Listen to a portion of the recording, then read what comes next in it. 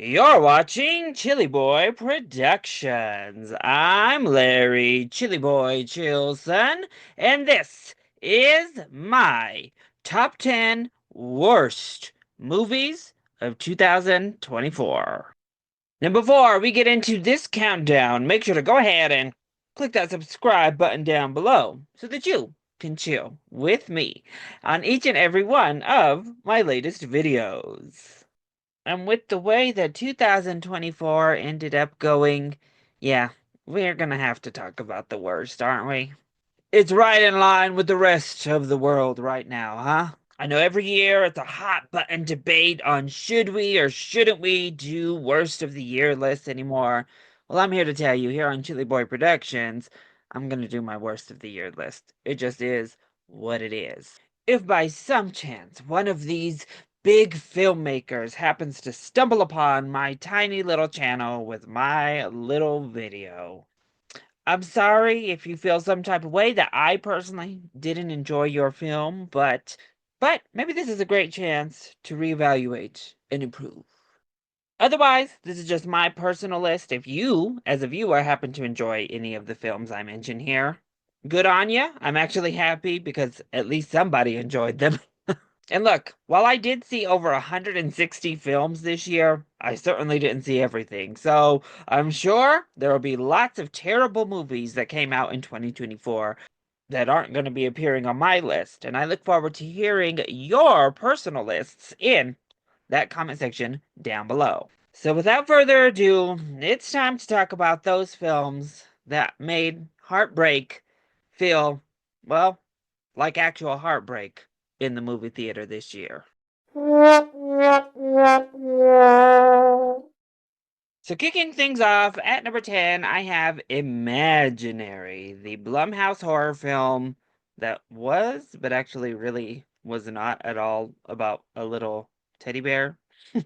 Yeah, we were hoodwinked with that marketing material. They had that little teddy bear trying to make it some sort of icon. It was a less effective and did less than Annabelle did in her own film, so that should tell you something. Outside of that, our lead, Tawanda, does what she can with the material given. I think she's fine, but wow, the premise is so derivative, right down to us ripping off Insidious in the third act, like quite literally. And then on top of that, we introduce a character who's literally here to just exposition dump and then make really dumb decisions. It's not scary. The script is bad. The dialogue was absolutely terrible. Blumhouse, when are we gonna do better? So coming in at number 9, I have Drive Away Dolls. Oh, I wanted to like this, but wow, did I find it irritating. Margaret Qualley and that damn accent were not good. I'm sorry. I love Margaret and she redeemed herself with the substance. The performance itself isn't necessarily bad, but that accent, my goodness. Not to mention, I just could not stand her character. I did not believe the friendship between these two girls at all. They didn't have chemistry. The script is just all over the place, a jumbled mess. And it's supposed to be a comedy. It didn't make me laugh, it just made me cringe and want to hit the exits. Yeah, doll, I do want to drive away from having to see this film ever again. So in at number 8, I have Y2K, the cringiest thing I watched in 2024. Oh my goodness. Now I know there are some folks I've seen that actually had a good time with this, they enjoyed this.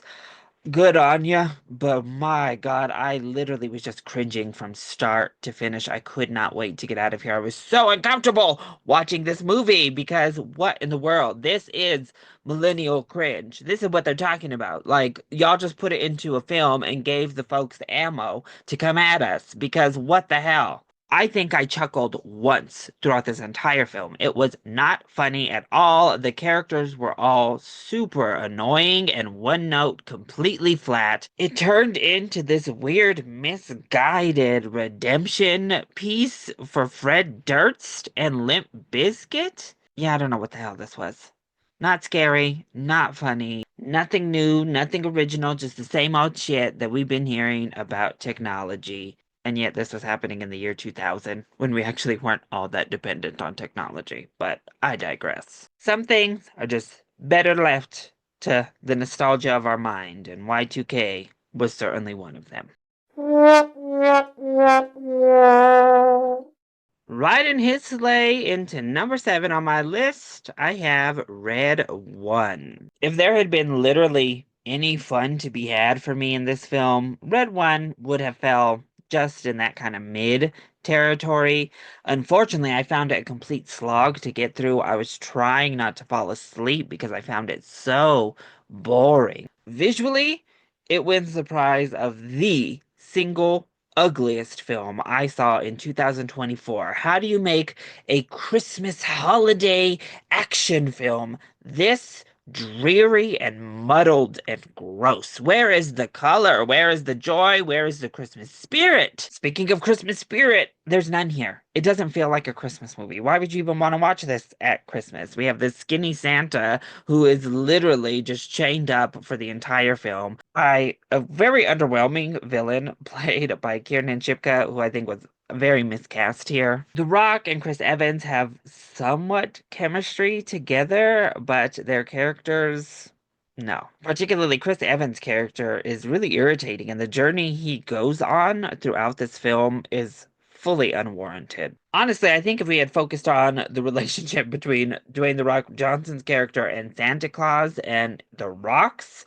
arc, it would have been a much better movie for it. Another zero effort action film starring The Rock. And another zero effort action film starring Chris Evans. We got an ultimate twofer there, huh? At number 6, the cards tell me we have tarot. All right, we're back to the horror films on the list, and it won't be the last. Tarot, full of dumb decisions, insane visuals, ridiculous characters, and the most predictable jump scares you could imagine. Every now and then, this film jumped up with like a kind of fun idea, maybe. But then we get this like showdown on the bridge that just makes no sense. These characters who you just don't root for across the board. I hated the ending. Let's just throw this deck of tarot cards in the fire and let it be done. So kicking off my top 5, I have Founders Day. This actually was the very first film I saw in 2024 as a mystery movie screening. Ooh, and it started my year off really rough. This actually teetered around in positions 1 through 5 on this list all year long. I didn't know where I was going to put it. I just knew I did not like it. Ultimately, I decided to put Founders Day at number 5 because it's obviously a low budget film. It didn't have the resources these other films had, so I'm going to give it a little bit of grace for that. But that's about all the grace I'm going to give it because my goodness, this is like political messaging done weird and wrong. Both. It's trying to toe the line and talk about friendliness while being this queer horror film. No, thank you. That's not what we want. The villain could have looked cool, but he looks absolutely ridiculous. This old-timey George Washington wig looking MFer. No. Our characters were terrible. Like, there's not a single good character in this entire film. Most of them are overacting to the nines. None of their performances are good. The twist is stupid. The kills are stupid. You could tell it wanted to be campy and over the top, but it just missed the mark in every single sense. Again, at number 4, I have Harold and the Purple Crayon. Oh, Zachary Levi, just how far you have fallen, sir. I went in hoping for basically Shazam coloring in a movie, and it was so much worse than even that. This is the type of family-friendly film that is just completely bankrupt of any sort of quality for families, which is such a disappointment. It's completely derivative in literally every single facet. We have a horrible villain, just completely over the top and ridiculous with some of the worst CGI I've seen this year. The story itself is ridiculous, with the side characters who range from really irritating, the moose, to could have been funny with the little porcupine, but they just utilize her in such a strange way. Zachary Levi, I know you're an immature fool, but can we stop playing like literal children in grown-up bodies? Also, why did Harold have to grow up when he left his little make-believe world? I don't know. It's devoid of any heart, it's devoid of logic, it's devoid of fun. A purple drenched goo of garbage. So, kicking off the top three, or should I say bottom three, I have The Strangers Chapter 1. Oh my gosh. Talk about a movie we did not need, did not want, and do not want those extra chapters too. The Strangers Chapter 1 is literally a rehash of The Strangers in pretty much every facet of the plot, just about 10 times worse. It has none of the good qualities and amps up any and all of the complaints you may have had about The Strangers. Wow. An accomplishment for this film is that it has probably the two dumbest protagonists in all of film 2024. These two people had exactly zero survival instinct. None at all. If there was a horrid decision to be made, they bypassed any other option to head straight for the worst. Our villains aren't very intimidating. They have none of the menace or cunning, honestly, of the trio we've come to know. It has none of the style that even Strangers Pray at Night had, that like fun, cool atmosphere. The kills aren't even that great. And then we have that ending. Oh my gosh, that sequel setup ending that made me just want to rage in the movie theater. No scares, no sense, no thank you. Please, if this is what you're going to deliver with this new Strangers trilogy, I'm begging, don't release it. Let Chapter 2 and Chapter 3 be the final kills for the Strangers. So at number 2, my runner-up for worst film of 2024, I have Argyle. So while Argyle does not take the top spot for cringiest or even straight up worst movie I watched in 2024, it was likely the most irritating viewing experience I had in 2024. What an obnoxious film. Matthew Vaughn, what is going on? Are we just letting him go unchecked now and all of his worst impulses are running rampant and ruining his films? I don't understand. But Argyle takes his filmmaking to a whole new low that I honestly didn't even think was possible. This script is completely asinine. Nonsense. What is going on here? Twists and turns that are just there to give us twists and turns. Bryce Dallas Howard's character. Oh, I love you, girl, but it made no sense. Sam Rockwell does what he can to save this thing, but that little sexual chemistry between the two, it wasn't working for me. Our villains were bumbling messes. The action set pieces were loud and in your face, full of some of the worst CGI in a $200 million production you've ever seen. It was loud, it was brash, it was in your face. It was just obnoxious to be obnoxious, and I could not wait to run out of the movie theater to get the hell away from Argyle. Honestly, I was actually excited for this film. I thought it looked like there could be some fun to be had. I had my little Argyle sweater vest on to go watch. Woo-wee! I was ready to burn that sweater in the pits of hell leaving the movie theater, y'all. We need to get a new team around Matthew Vaughn. We know there's good films in you. Okay, sir? We know they're there. Please. Please. No more. No more Argyle. We're begging. Now, before I unveil my pick for the worst movie of 2024, let's go over some dishonorable mentions. The Crow was the emo light version of the story we love that went on too long, but it did give us some Bill Skarsgård booty. There's our saving grace. Joker Folie à Deux was just a misconceived concept from the jump. that didn't give us any of the good aspects of the original Joker, doubled down, and honestly betrayed the ideals of that first Joker with the worst possible ending I could have imagined. The Deliverance is a film I know some of y'all had a really good time with. I could not get on board. Glenn Close running around here saying those lines was ridiculous to me. The horror aspects did not work. The overuse of the religion, speaking in tongues, all of that, it was just nonsensical mess in my book. In a Violent Nature is one that got a lot of critical acclaim. Not for me. I was bored out of my brain. I do not want to watch a killer walk around through the woods for about half of the film. I was so excited for this too, based on the concept of being in the killer's eyes. Well, okay. Unfortunately, it just did not deliver at all. Atlas was just generic and boring. I have nothing else to say about this. Sting was another horror film that tried to lean heavily into the campy horror comedy vibes and just missed the mark for me. Better than the ones I included on the list, but still not very good. Borderlands was big, loud, and annoying. The characters were annoying, the visuals were off-putting. I never played the video game, so I wasn't quite as angered by it as many. More so, just kind of bored.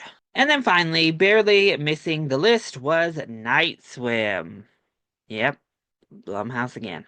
Fortunately for them, I never watched that Afraid AI movie, or else they probably would have just dominated the whole list. But Megan 2 cannot come fast enough, huh? And number one, my pick for the worst film of 2024 is Madam Web. I actually tried to find a way not to have this be my worst, because there was a lot of films I really didn't like. Honestly, any of the top five could find their way here because they're all pretty interchangeably bad. But I just couldn't. I couldn't get over Madam Web and how terrible it was. I know some people are saying they had some fun with their viewing experience. It's so bad, it's good. Some other folks are saying Madam Web is better than Craven the Hunter. Not by a long shot in my book. The biggest sin for me when it comes to Madam Web is that it's just a complete slog. It is boring. It is lifeless. It has no energy. There's nothing to latch on in this film. At least Morbius had Matt Smith doing his little shirtless sexy boy dance. Madam Web has literally nothing to grab onto and have any sort of fun with. Movies like Craven or Catwoman, even something like Elektra and such back in the early 2000s were bad, sure, but I have fun with them. Here on the set of Madam Web, nearly no one was trying, particularly Dakota Johnson, just completely sleepwalking through this film. One of the worst villain performances I've seen on film in, well, maybe ever. The absolute worst ADR I have seen in a high-profile Hollywood production, maybe in my entire life. It is so terrible. It harkens back to days we wish we never would see again in filmmaking. The VFX were ridiculous. There was maybe one enjoyable-ish sequence in the entire film. The premise of having Madam Web bring these girls together made no sense from the beginning. You can see the seams all over this thing that they had to rework it and rewrite it to work around saying the Peter Parker name or mentioning Spider-Man at all. It's horrible. I don't ever want to watch Madam Web again. It was so disappointing. I went in wanting to love it, wanting to be one of those that came out defending this film. Instead, it ended up being the worst film I saw in 2024. Not to mention, what happened to all those practical suits we saw? What happened to any suits at all? Superhero movies stop doing this, where we're building up and they get a suit in the last shot of the film. Absolutely ridiculous. The Spider Women don't show up except in a vision and the last 5 seconds of the movie. Ridiculous. It's all just ridiculous and probably the most ill-conceived of all of this Sony not Spider-Man universe. So those were my picks for the top 10 worst movies of 2024. I hope you enjoyed this video and my ranking. If you did, go ahead, click that like button down below and subscribe so that you are always up to date on all of my latest videos, including when we switch gears and I post my picks for the absolute best films of 2024. Also, I want to hear from you. What were your picks for the worst movies that came out in 2024? Leave those rankings either in the comment section down below, or you can hit me up over on BlueSky.